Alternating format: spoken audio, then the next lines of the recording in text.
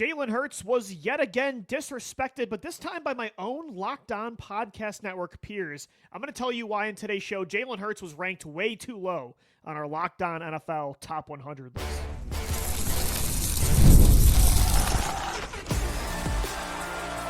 You are Locked On Eagles, your daily Philadelphia Eagles podcast.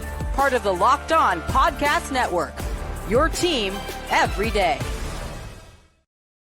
We thank you so much for making Locked On Eagles your first listen each and every day. I'm your host, Louis DiBiase. Today's episode is brought to you by FanDuel. Right now, new customers can get $150 back in bonus bets. All you got to do is win your first $5 bet. Everybody, make sure you check out our latest edition of the Locked On Podcast Network special. This time, it's the Locked On NFL Top 100 list that has been posted on our social media accounts. It's going to be recapped on Locked On NFL Sports Today, discussed on Locked On NFL, and all of our team-focused shows. Look, I thought this was a great list. Shout out to our producers, our social media team, all of us hosts, including myself, that put this list together. I think it was awesome to go through 1 through 100. Here's just a quick look for our YouTube viewers of the list in its entirety. If you want to check out all the rankings, make sure you follow us on X at Locked On Podcast Network. And again, like I said, we're going to be talking about these rankings all throughout the week on each and every show that our network posts daily, Monday through Friday. I got no issues with what this network did for the Eagles. 7 players made the top 100. That is the most of any team in the NFL. Saquon Barkley coming in at number 10. A.J. Brown at number 16. Lane Johnson at 18. So 3 players in the top 20. Jordan Mailata and Jalen Carter come in at 29 and 35. Jalen Hurts at number 46. And then Zach Bond at number 60. Look, again, I have very little issues with this list overall. I thought the network did an incredible job. But Jalen Hurts being at number 46 is just ridiculous. I think it's gone just way too far with Jalen's ranking on so many of these lists compared to other quarterbacks. Look, I feel like I'm very realistic, very impartial, non-biased with Jalen Hurts. Like, I understand that he's not ahead of Patrick Mahomes. I'm not putting him ahead of Lamar Jackson or Joe Burrow, even though he has the ring. He beat Patrick Mahomes, and those guys haven't been able to. I'm not putting him over the reigning MVP in Josh Allen. I'm realistic of who Jalen Hurts is as a player. I'm not saying he's better than those top 4. Those are the 4 top quarterbacks in football, even after the Super Bowl MVP season that Jalen Hurts just had. But to be ranked at number 46, like that's too far for me. I feel like he's getting dinged for a lot of things that other quarterbacks are not getting dinged for. I think he is held to a different standard than other quarterbacks. I think he's getting dinged for things like people believed Jalen Hurts coming out of Oklahoma. Jalen Hurts before the 2022 season was a one-dimensional quarterback. He was a great runner and a very limited passer. And while that is true at the time, that evaluation of Jalen would have been correct. That is not correct anymore. But people will not move off their pre-draft, pre-22 opinions of him. They're bullish, and new evidence, new information has not been able to change people's minds. Whereas a Josh Allen, year after year, pre-draft takes about who he was at Wyoming, who he was in 2018 and 2019, this erratic, overly aggressive hero ball player, people have changed as Josh Allen has changed. Their opinions of him have changed. People's opinions even of Lamar Jackson have come a longer way than people's takes on Jalen Hurts as Jalen has evolved as a player. The discourse with Jalen Hurts has not evolved over the years as he has evolved as a player like it has for Josh Allen and Lamar Jackson specifically. I think Jalen Hurts is getting dinged for things like his style of play and his strengths compared to these other quarterbacks. I think his role in 2024 is affecting his reputation. I think also the support system he has in Philadelphia on offense, defense, the front office, the coaching staff. Again, I think there's players that have a lot of these same things that Jalen has, these attributes that he gets discredited for that they don't. And that's why I feel like he's being held to a different standard, even by my own peers on this list. Not to call out anybody specifically, but you guys messed up. Number 46 for the Super Bowl MVP, like, come on, that's disrespectful. And I'd like to disprove in this segment, I'd like to point out the contradicting evaluation with Hurts. compared to other quarterbacks. The first thing I said was people have believed Jalen Hurts is a certain kind of player for years, and they're not moving off of that as he's become a different player. Well, who he was pre-2022, that's not who Jalen Hurts is anymore. Like, unless you're living under a rock, Jalen Hurts is a completely different player. Right after that wild card game against Tampa Bay, everything changed. Like, he is not that limited. While he still isn't the passer of Joe Burrow or Patrick Mahomes, in my opinion, he's not that limited guy of 2021. He's not the guy that got benched for Tua in the national championship. He's not the sporadic passer that he was at Oklahoma. And if anybody knows that, it's me. I was the biggest Jalen Hurts hater in 2021. And now I'm right now one of his biggest defenders, it feels like. And I do think because people thought of him a certain way and they didn't see him as a first-round pick, he's also suffering from, like, draft pick label. I think if he was a first-round pick, like even a top 32, doesn't have to be a top 10 selection, but top 15, top 20, top 32, if he was a day one pick in 2020 and he had the resume he currently has in the NFL, do you think he'd be getting ranked number 46? Do you think he'd be seen as, in the same light as he is right now?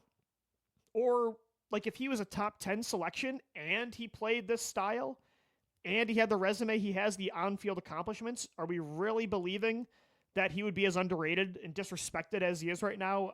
I don't think so. So I think he is totally a completely different player, and I think he's proven that.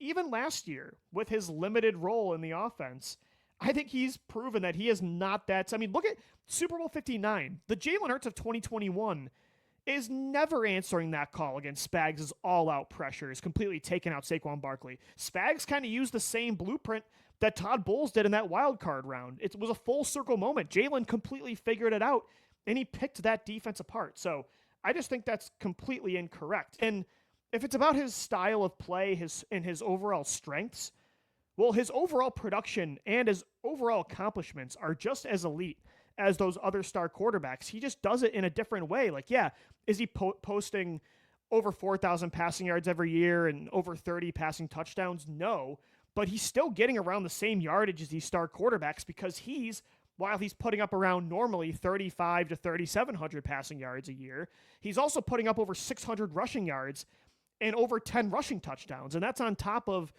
18 to 24 passing touchdowns that he's averaged over the last 3 years. So I think his style is what people don't love, but production is production. And Jalen Hurts is doing it in a different way. He's producing more like Cam Newton used to produce and Russell Wilson used to produce in Seattle. It's not the same way as it's not the same way as Aaron Rodgers used to put up numbers and Peyton Manning and what Patrick Mahomes and Josh Allen do now. But it doesn't matter. Like, he's elite still. That's the thing. It's in a different way, but he's still an elite player.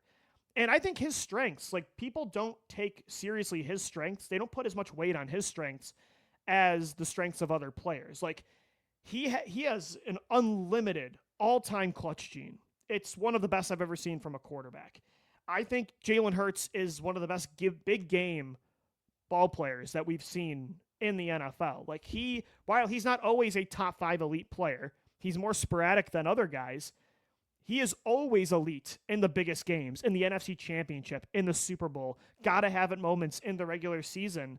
And I wish that kind of stuff mattered more, but I don't think it really does. And if this is about, if his reputation right now is about his role in 2024 as a limited player that was kind of the Robin to Saquon Barkley's Batman, well, I think he proved in previous years, first off in the NFC Championship and the Super Bowl this year, if the offense has to feature Jalen Hurts, you can win a championship that way. I think he proved that in 2022 as well, when he was the MVP runner-up. In 2023, the first half of the year, after that Bills game, that's like 12, 13 games into the year. It was 11 games into the year, he was the MVP favorite according to FanDuel's odds. So if you think that Jalen Hurts is a limited game manager carried by an offense, well, over the last 3 years, 2 of those 3 years, Jalen Hurts was the featured player of the Eagles offense. And in a year and a half of that span, he was an MVP favorite.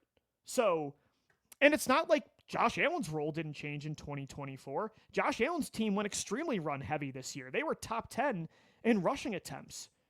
Josh Allen won MVP. Why is he not held to the same standard as Jalen Hurts? He kind of took a back seat to James Cook as well. Patrick Mahomes led the league this year in passes behind the line of scrimmage.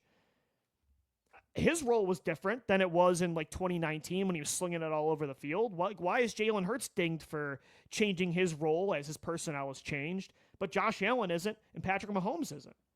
And if it's about his support system, look at the support system of Patrick Mahomes. He's had one of the best, I think the best play caller of all time is his head coach in Andy Reid. He's had the greatest tight end of all time as his number one target in Travis Kelce. He had years of Tyreek Hill as his receiver, one of the best deep threats in the history of the NFL. He's had an elite defense the majority of his career in Kansas City. His offensive line's been up and down, but he's had good offensive lines. He's had good run games.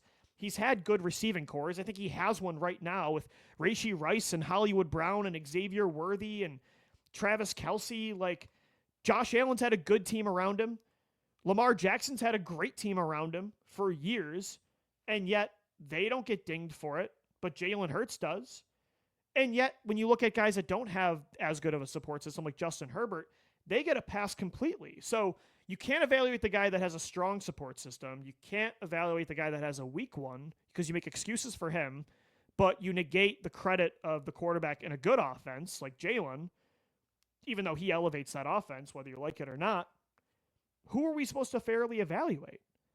And I don't want to hear I saw Justin Herbert was ahead of Jalen Hurts. On these rankings, he's listed at number 39. Jalen Hurts number 46. Justin Herbert is 7 spots ahead. Justin Herbert is 7 spots ahead of Jalen Hurts. When Justin Herbert is 0-2 in the playoffs, he has a 52% completion percentage, only 2 passing touchdowns to 4 interceptions. He chokes consistently in the postseason. Jalen Hurts consistently rises to the challenge in the postseason. Like, those things have to matter more in these evaluations, and I just don't think they do. And I think Jalen Hurts, I think he falls victim to a lot of these things. He's held to these different standards that other quarterbacks aren't. I just can't take you seriously. If you're putting Justin Herbert or Jayden Daniels ahead of him, even Matt Stafford, I don't love that. I can kind of understand it because I think Matt Stafford is a top 6 quarterback in football, and I think Hurts is 5, he's 6, so it's very close. Both have a ring in the last 4 years. But if you put Justin Herbert or Jayden Daniels ahead of Jalen Hurts, I'm sorry. I can't really take your opinion seriously. So, look, at the end of the day, he's a Super Bowl MVP with a ring. He's outplayed a top 2 player of all time in 2 of the last 3 Super Bowls. He has the second most touchdowns of any quarterback in football since 2022. Like, the proof is in the pudding. Sorry, that's to me what matters. He rises up when the games matter most. He's a top 5 player when they need him to be. And I think right now they don't need him to be because they have a super team. But when they do, like Super Bowl 59, like Super Bowl 57, he's that guy. It's in a way that people don't always like stylistically. His strengths aren't always the strengths that people value as much. But for me, and again, I'm realistic. I'm not putting him ahead of Burrow, Lamar, Allen, or Mahomes. But to put him at number 46 behind Jayden Daniels and Justin Herbert and Matt Stafford, I think that's wrong. I think we messed up on that one for sure. Other takeaways from our Locked On NFL Top 100 list coming up next. I think Lane Johnson also did dirty in this list, but the rest of it, I do like where the Eagles players were ranked. We'll get into that coming up next right here on the Locked On Eagles podcast. Today's episode of the Locked On Eagles podcast is brought to you by FanDuel. Summer sports are in full swing. Whether you're all about baseball under the lights, golf on the green, or high-stakes soccer action, FanDuel is the best way to make every game even more exciting. You've already followed the action. Why not make it a little more thrilling? With FanDuel, you can get in on the game while your friends are getting sunburned at the beach. I've been using FanDuel to track all my favorite matchups, and the app keeps it fresh with new daily promotion and fun ways to bet. It's easy to use, fast to pay out, and makes even regular season games feel like must-watch playoff events. Whether you're placing a same-game parlay or watching a bet ride into the 9th inning, FanDuel makes it feel like you're part of the action. New to FanDuel, well, new customers can bet just $5 and get $150 back in bonus bets if your first bet wins. Open the FanDuel app today or visit FanDuel.com to get started. All right, our Locked On NFL Top 100 list has officially been released. The Eagles had 7 players in our top 100 that led all teams in the NFL. The Lions were tied for second with 6 players, but the Eagles had 7. Saquon Barkley at number 10, A.J. Brown at number 16, Lane Johnson at number 18, Jordan Mailata comes in at 29, Jalen Carter number 35, and then we had Zach Bond at number 60. For me, again, I don't hate anything else on this list. Like, I think Saquon Barkley at number 10 is fine. I'm perfectly cool with that. I think A.J. Brown at number 16, got no issues there. Lane Johnson, though, outside of the Jalen Hurts ranking at number 46, and then we again had Mailata at 29, Jalen Carter at 35, and then we had Zach Bond at 60. Lane Johnson, his spot is where I have some issues. And again, number 18, like that obviously seems pretty good, right? Lane Johnson's a top 20 player in the NFL, but it's about who's number 13 on this list. It's Penei Sewell from the Detroit Lions. So Penei Sewell beat out Lane Johnson for the first team All-Pro spot this year, and I took issue with that. Now Penei Sewell is 5 spots ahead of Lane Johnson on our Locked On NFL Top 100 list. There is not a single stat to me that says Penei Sewell is better than Lane Johnson. And in fact, what I'm going to do right now real quick, I'm just going to list these numbers for you because the proof is in the pudding. Sacks allowed last year, Penei Sewell 1, Lane Johnson 0. Quarterback hits allowed, Lane Johnson 1, Penei Sewell 5. Quarterback hurries allowed, Lane Johnson had 9, Penei Sewell 22. Pressures allowed last year, Lane Johnson 10, Penei Sewell 28, 18 more pressures allowed. Pass block win rate, Lane Johnson 94%, Penei Sewell 91%. Island rate, so the offensive line, running backs, tight ends, gave Lane Johnson no help. 75% of the time he was on an island. That led the NFL. Penei Sewell, how often was he on an island? 55% of the time. 20% lower than Lane Johnson. That was 58th in the NFL. Quarterback time to throw. Jalen Hurts with Lane Johnson blocking for him had 3.13 seconds to throw. Jared Goff with Penei Sewell, 2.79 seconds. Run block win rate. Lane Johnson, 80%. Penei Sewell not ranked. Team rushing yards. Lane Johnson, 3,048. Penei Sewell, 2,488. There, I just rattled off like 15 stats, and I could keep going. I've got more numbers for you if you want me to do that, but we'd be here all day. Again, Lane Johnson is a top 20 player. I'm cool with that. Number 18, that's fine.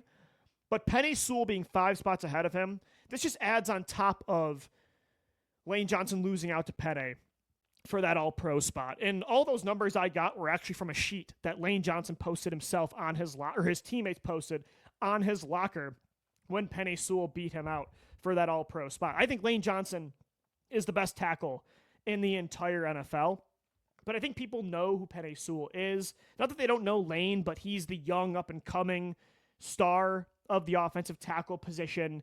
I think people know him as a former first-round pick in recent years. He played at a big school.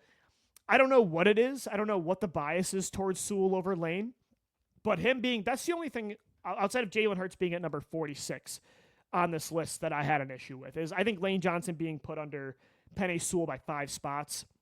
I think that's pretty unfair. But again, Jordan Mailata at number 29, like, I think that's really fair. I think he could be a little bit higher, but I get him being behind like Tristan Wirfs by a few spots. I didn't take issue with that. Jalen Carter right there with Dexter Lawrence, who was number 33. I believe he was the top defensive tackle rated. Dexter Lawrence at 33, if I'm not mistaken.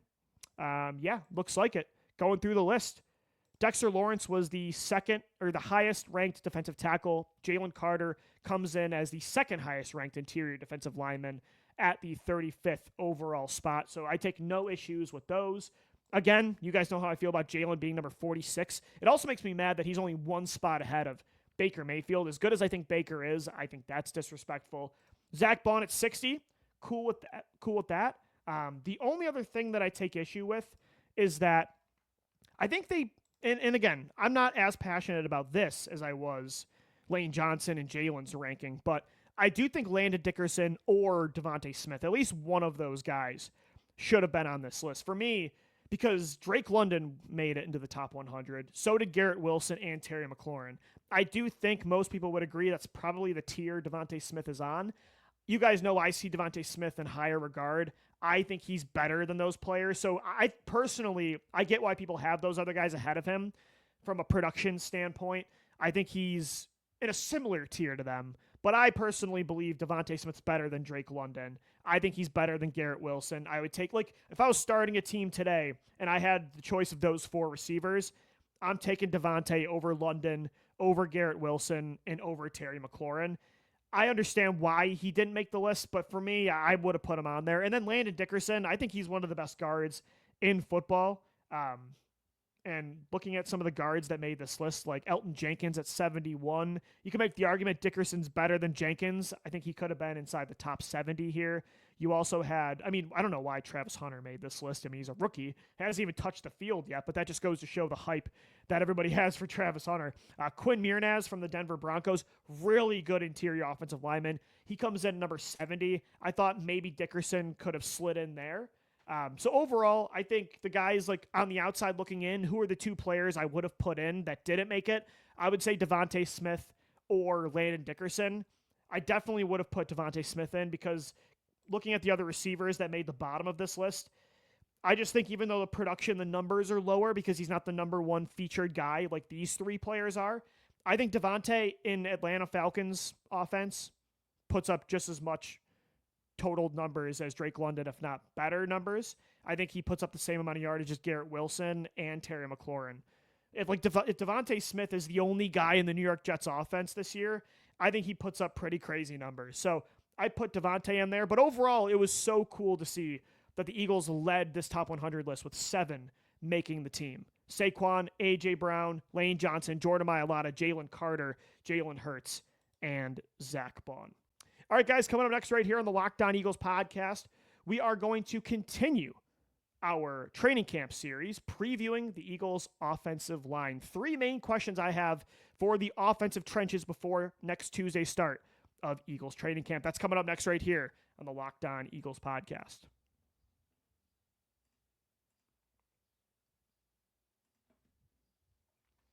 All right, guys, we are wrapping up this Wednesday edition of the Locked On Eagles podcast. Thanks so much for making us your first listen each and every day. Again, make sure you go check out that NFL Top 100 list. It's posted on our social media accounts at Locked On Podcast Network. We're going to be recapping it on pretty much every Locked On NFL podcast, including Locked On Sports Today. You can find that on the audio shows, wherever you get your podcast app, and then YouTube as well. We're continuing to preview Eagles training camp, which starts coming up this Tuesday.